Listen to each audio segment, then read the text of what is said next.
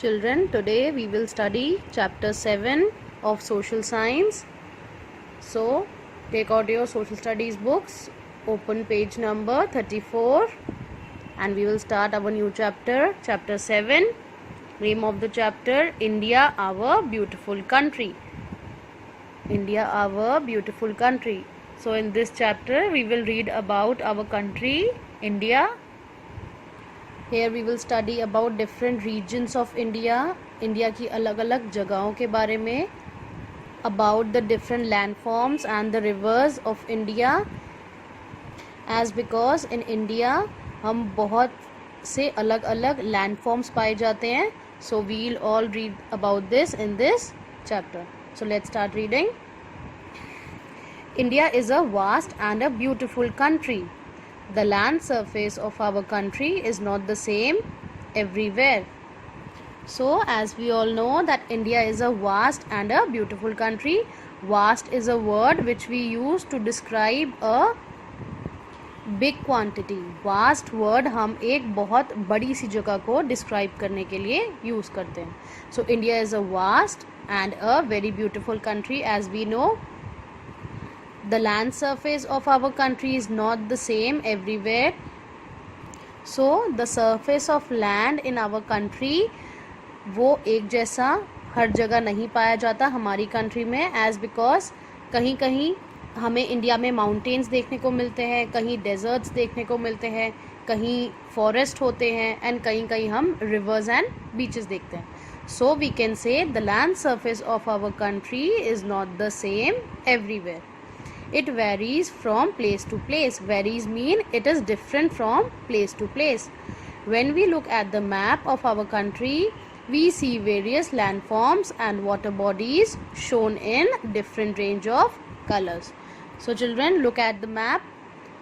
Here you will see different type of landforms and water bodies which are shown in the map. See, mountains here in this map are shown with the grey color. So on the top of the map, in the top region, यहाँ map के ऊपरी हिस्से में ये जो grey colour से show किया है, this is the region of mountain. So mountain is usually found on the top most region of the map of India and on the right hand side of the map. See, you can see here is also the gray color. So the place which is shown in gray color is the mountain region. Now plains are shown here with the green color. So in the map, जहाँ जहाँ ये green color you can see, this is the region of plain. Plateaus, now plateaus in the map is shown with the orange color. Now in the map, the region which is shown in orange color, this orange area, these are the plateaus. So जो area orange color से show किया गया है, this is the region of plateau, and the remaining yellow portion is the desert which is mostly found around the area of Gujarat or Rajasthan, we can say. So desert are found on the left portion of the map of India. So children, these are the different type of landforms which are found in India. ये अलग अलग तरह के we can say lands हैं which can be found in India. So India is one of the very few countries in the world which has so many varieties. So now we can say that India is one of the very few countries in the world. India उन कुछ countries में से एक है जहाँ हमें different variety of land देखने को मिलते हैं. Our country has mountains, plains, deserts, thick forest, a long coastline, beautiful beaches and rivers. So in our country, as it is shown in the map, जैसे कि हमने मैप में देखा, we can see mountains, plains, deserts, thick forest mean घने जंगल, a long coastline. So this is the coastline, the boundary of our map, we can say, beautiful beaches and many rivers. So हमें अपनी country में ये अलग अलग तरह की चीज़ें, अलग अलग तरह के लैंड देखने को मिलते हैं. Let us read about the main physical divisions of India: mountains, plains, plateaus, deserts and islands. So now we will read about these different regions. The mountains, the Great Himalayas form the northern boundary of our country. So now look in the map. Now children, as I told you, mountains, ये mountains ज़्यादातर हमें northern part में देखने को मिलते हैं. The uppermost part, this is the northern region, north, south, east, west. Yes, I hope you know all the directions. This is north side, south side, east and west. So mountains are mostly found on the north side of the map. So the Great Himalayas form the northern boundary of our country. So Himalayas हमारे map की northern boundary form करते हैं. It is the world's highest mountain range. So Himalayas world की highest mountain range है. Mount Everest in Nepal, which is 8,848 meter, is the highest peak in the Himalayan range. So Himalayan range में which is the highest peak? Mount Everest. Now you know which is the highest peak in Himalayan range. It is Mount Everest. और Mount Everest कहाँ पाई जाती है? नेपाल में. And what is the height of Mount Everest? 8,848 meters. Most of its high peaks are covered with snow throughout the year. So ज़्यादातर यहाँ की जो mountain की पीक्स है वो स्नो से कवर्ड रहती है पूरे साल. वाई? बिकॉज वहाँ का टेम्परेचर बहुत कम होता है. As because it is found in the upper most region, इसलिए वहाँ का टेम्परेचर बहुत कम होता है और वहाँ पूरे साल बर्फ़ रहती है. Many of our rivers like Ganga, Yamuna, Satluj, Brahmaputra rise or start from the mountains. तो हमारी कुछ नदियाँ जैसे गंगा, यमुना, सतलुज एंड ब्रह्मपुत्रा, ये सब कहाँ से स्टार्ट होती हैं? माउंटेन्स में से. ज़्यादातर नदियाँ बच्चों कहाँ से शुरुआत होती है नदियों की? पहाड़ों से, माउंटेन से. So however, down the mountain sides or slopes, there are foothills. These are generally covered with thick forest. So mountains के नीचे foothills पाए जाते हैं and these foothills are generally covered with thick forest. मतलब इन foothills में ज़्यादातर घना जंगल पाया जाता है. Below them the plains begin and foothills के नीचे जहाँ पहाड़ ख़त्म होते हैं वहाँ plains मिलते हैं. What is plain? What is the meaning of the plains? Plains मतलब flat land. जो लैंड एक जैसा होता है, ना ऊंचा ना नीचा, एक जैसा, उस लैंड को हम प्लेन्स बोलते हैं. The central and southern parts of India have hills. So look in the map. The central part and the southern parts of India, यहाँ ज़्यादातर हिल्स पाए जाते हैं. Now what is the difference between mountains and hills? Mountains height में बहुत बड़े होते हैं, but hills can be stated as low mountain ranges, या फिर जो माउंटेन से कंपैरिजन में साइज में छोटे होते हैं उन्हें हम हिल्स कहते हैं. So hills are low mountain ranges. As I told you, hills mountain से साइज में छोटे होते हैं. In fact you may have even climbed some hills if you have been to Shimla, Mussoorie और नैनीताल. सो अगर आप में से कभी कोई शिमला, मसूरी या नैनीताल गया है तो it can be that we have even climbed some hills. हो सकता है हम किसी हिल्स पे चढ़े भी हों, या कुछ लोगों को शौक होता है to climb hills. So we can climb on hills easily as compared to the mountains. So as if we compare mountain, we can climb hills because hills are smaller in size than mountains. The Vindhya and the Satpura ranges are in central India. So these are the names of the mountains. Vindhya और Satpura ranges कहाँ मिलते हैं? Central India, मतलब India के बीच के हिस्से में ये रेंजेस पाए जाते हैं. And Nilgiri hills are in south India. Nilgiri hills are found in southern part of the India. Now the plains. Plains mean flat and level land. As I told you, plain का मतलब जो land एक जैसा होता है, ना ऊंचा ना नीचा. That land is known as the plains. The Great Plains of India lie to the south of Himalayas. So this is the name of the plain, the Greater Plains of India. Where are they found? They are found in the south of Himalayas. So Himalayas के southern part में Great Plains of India पाए जाते हैं. It is also referred to as Gangtok Plain. So Another name for Great Plains of India is Gangtok Plains. Great Plains of India को हम और क्या कहते हैं? Gangtok Plains. The river Ganga and Yamuna flow through these plains. So Ganga and Yamuna इन plain से होते हुए गुजरती हैं. These river make the land fertile and therefore this area becomes perfect for growing grains. So as because ये नदियाँ यहाँ से होके गुजरती हैं, इसलिए वहाँ का जो लैंड है, वहाँ की जो ज़मीन है वो फर्टाइल है. फर्टाइल मीन्स उपजाऊ. वहाँ पे हम बहुत अच्छी खेती कर सकते हैं.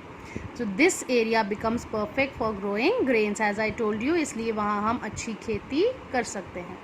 Plains are always thickly populated as plenty of food is grown there. इसीलिए प्लेन्स, जहाँ पे भी आपको प्लेन्स मिलेंगे वहाँ आपको ज़्यादातर पॉपुलेशन मिलेगी, वहाँ काफ़ी लोग रहते होंगे. वाई? बिकॉज वहाँ पे खेती अच्छी हो सकती है, वहाँ खाना अच्छे से उगाया जा सकता है, इसलिए वहाँ की जो प्लेस होती है that place is thickly populated. The plains along the eastern and western coasts of India are thin strips of the flat land. Now see in the map. As I told you, these are plains. Green color से जो हिस्सा labeled है, these are plains. So see, plains are also found on the western coast and eastern coast of India. और जहाँ ये दोनों coast मिलती हैं, where do they meet? In the south part in Kanyakumari. So ये दोनों places कहाँ मिलती हैं? आके कन्याकुमारी पे. They meet in the south at a place called Kanyakumari.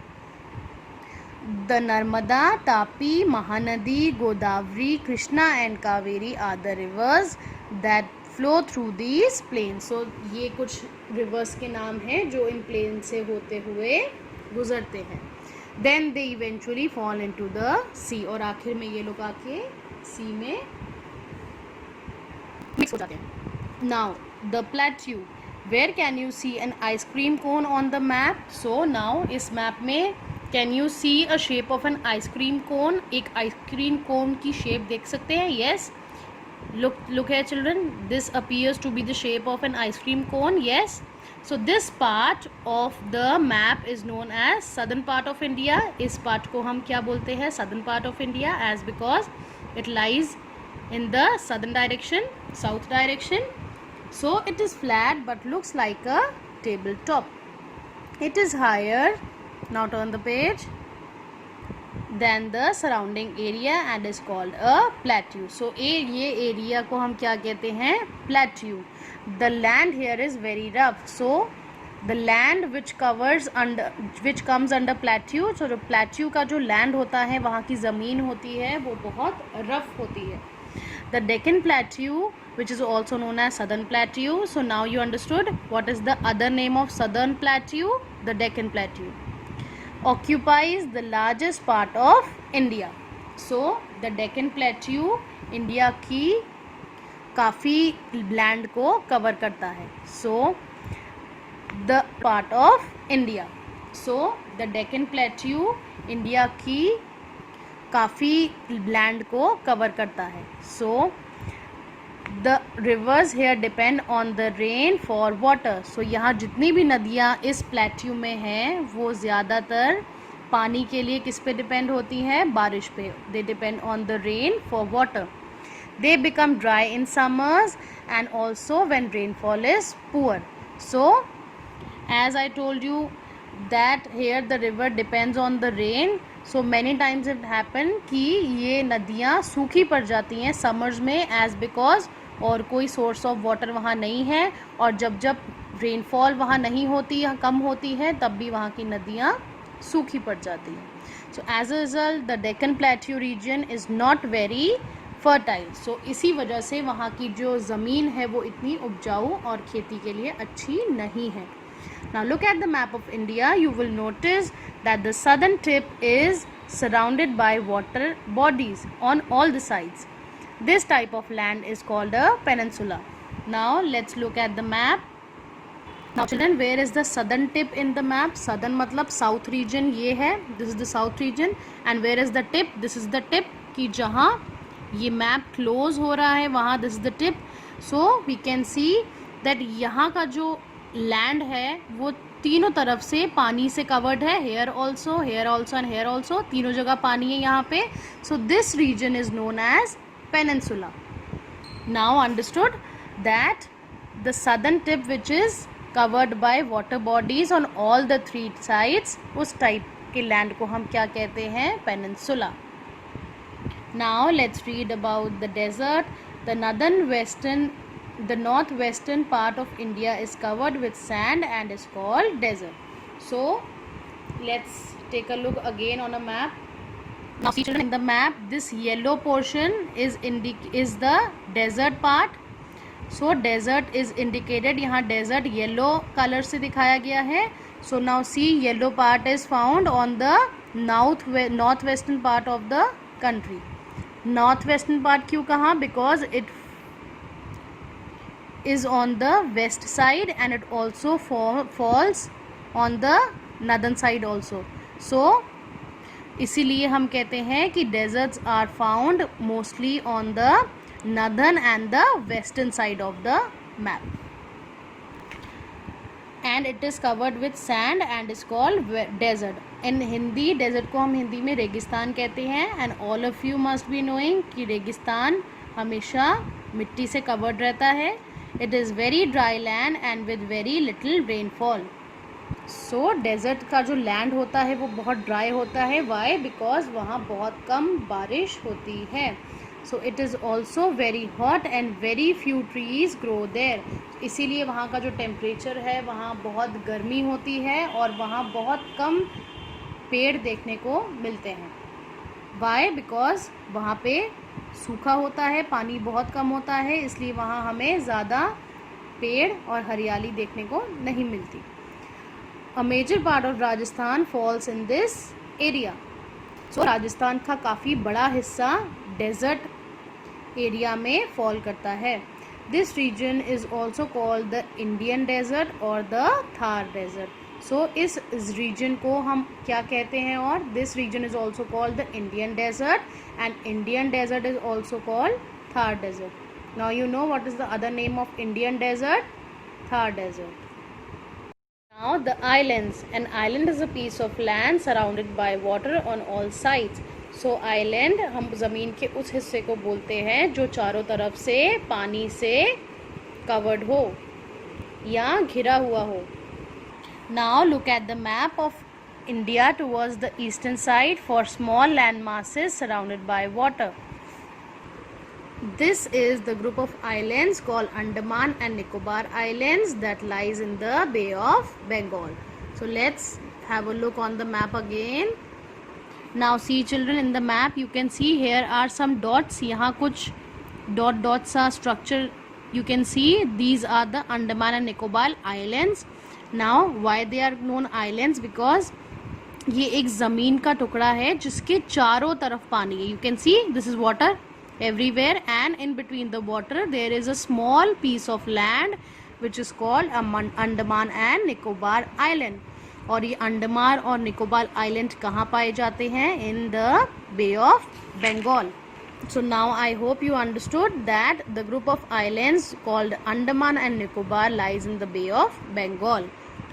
Now look towards the western side of the map of India. You will find some small masses surrounded by water. This island group is called the Lakshadweep Islands that lies in the Arabian Sea. Now see in the map just like this, on the western side of the map, southern western part, you can see some dots. यहाँ भी कुछ dots हैं. These are also the pieces of land which is known as Lakshadweep Island. और ये island हमें कहाँ मिलता है? In the Arabian Sea. So this is also known as island because इसके भी चारों तरफ पानी है और बीच में एक ज़मीन का छोटा सा टुकड़ा है. Yes. So we can say ऐसी जगह जहाँ चारों तरफ पानी ही पानी हो और बीच में, we can say children, the land which is surrounded by water on all sides. So land जहाँ चारों तरफ पानी हो उसे हम island कहते हैं. So now besides having a variety of landforms, India experiences a variety of climate. So जैसे कि हमने इस चैप्टर में पढ़ा, there are different variety of landform, अलग अलग तरह के lands हैं. अलग अलग जगहों पे। जस्ट लाइक दैट इंडिया में अलग अलग जगहों पे अलग अलग तरह के मौसम, क्लाइमेट भी पाए जाते हैं। Mountain regions are cool throughout the year, तो जहाँ जिस एरिया में हमें माउंटेन्स, पहाड़ मिलते हैं, वो जगह ज़्यादातर पूरे साल ठंडी रहती है। Summers are too hot and winters are too cold. So while in plains, जहाँ प्लेन्स मिलते हैं, जो रीजन प्लेन्स से कवर्ड है, वहाँ पे क्लाइमेट समर्स में बहुत गर्म रहता है और विंटर्स में बहुत ठंडा रहता है। The climate in the coastal areas is neither hot और neither very cold. So climate जो कोस्टल एरियाज में होता है, coastal areas which is near the river or water can be known as coastal areas. So climate coastal areas में ना ज़्यादा ठंडा होता है और ना ज़्यादा गर्म होता है। Now understood children, हर जगह का climate अलग अलग वहाँ के region के हिसाब से vary करता है। Now let's have a look on the new words. Peninsula, land surrounded by water on the three sides. So हमने जैसे कि पढ़ा था, land which is surrounded by water on the three sides is known as peninsula. Plateau, what is plateau? A flat land that is higher than the plains. Plateau एक flat land को बोलते हैं, लेकिन वो plain से higher होता है size में. It is higher than the plains. Desert, a land with sand all around with little or no rainfall. Desert में जो लैंड होता है वो मिट्टी से कवर रहता है एंड वहाँ बहुत कम और ना के बराबर रेन होती है।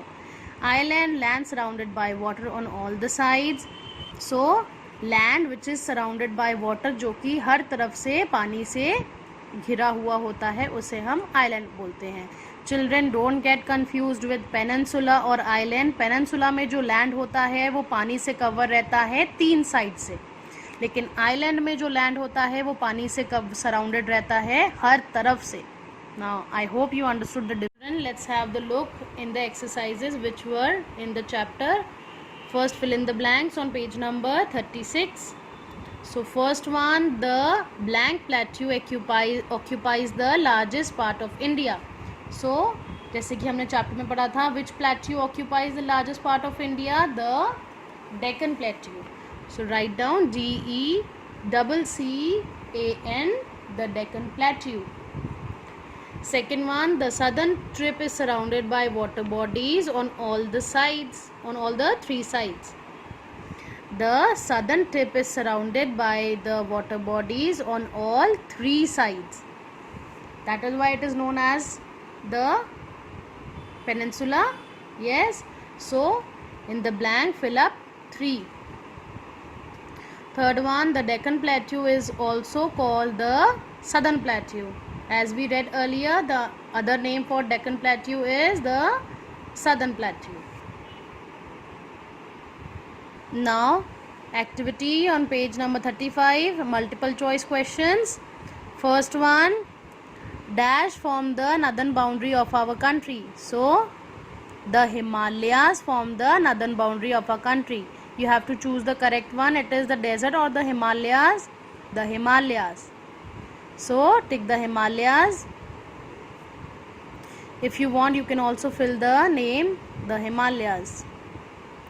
And second one, the Great Plains of India is also referred to as dash. Satpura Ranges, Gangtok Plains or Kanyakumari. So the correct one is Gangtok Plains. The Great Plains of India is also known as the Gangtok Plains. Tick the second option. Now this is all. I hope you understood the chapter. And children, don't forget to revise the new words and point to remember.